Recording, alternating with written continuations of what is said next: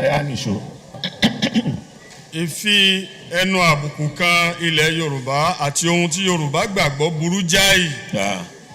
Kí ni Yorùbá gbàgbọ́? Wọ́n gbà fá gbọ́. Ìmọ̀ nífá. Àṣẹ ń gbọ́. Ìmọ̀ nífá. Ó máa ń bá àwọn ènìyàn sọ̀rọ̀ lónìí. Kó bá wa sọ̀rọ̀ kó sọ bí tí. Kó sọ àwọn tí wọ́n ń ṣe àwọn tó ń dà lúrú. Kó tọ́ka wọn.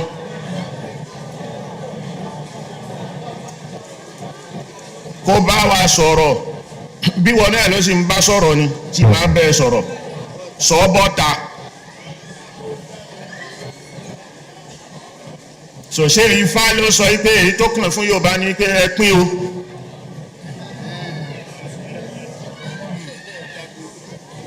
Ṣé Ifá yẹn ló sọ pé nǹkan tó kàn fún yín ni pé ẹ jagun o.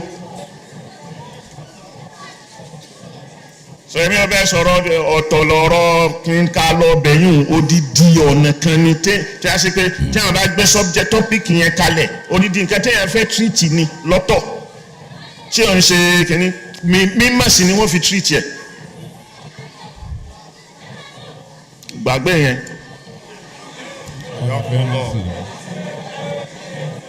Sheikh Adam Abdullahi El-Ilory tí ó jẹ́ bàbá àlùfáà kò jẹ́ fẹnu àbùkù kan ilẹ̀ Yorùbá. Ṣé bàbá mi wá gbà fún Fá? Radiyallahu anhu.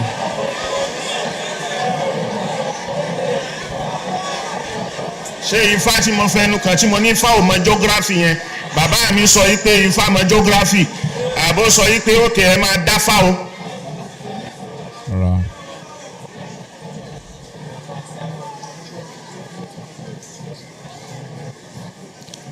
Mọ bàbá tó bí mi ṣe nìsín bàbá mi yìí sì tẹfẹ kìí dáfá kò kìí ṣe àáfà ilẹ̀ Yorùbá tí wọ́n máa ń ṣẹ́fá. Allahu Akbar. Orúkọ Ọlọ́run ni wọ́n dúró lé lórí, orúkọ Ọlọ́run ni wọ́n pè ní àwọn bàbá tó bí mi. Ó ní nákàlí rẹpẹtẹ ní tí ẹ ṣe nǹkan tí wọ́n fi ń ṣe kí ní. Radiyallahu anhum.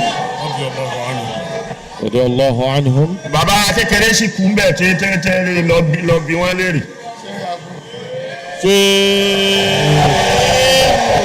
Hafizahullah. So ìbẹ lọ́hùn àti gbogbo nǹkan ni wọ́n fi dúró nítorí gbogbo àwọn Yorùbá àti àwọn aláwọ̀ yìí náà tí wọ́n bẹ̀rẹ̀ sí ṣe fìtínà pẹ̀lú wọn kí ló gbé bàbá dúró. Allah.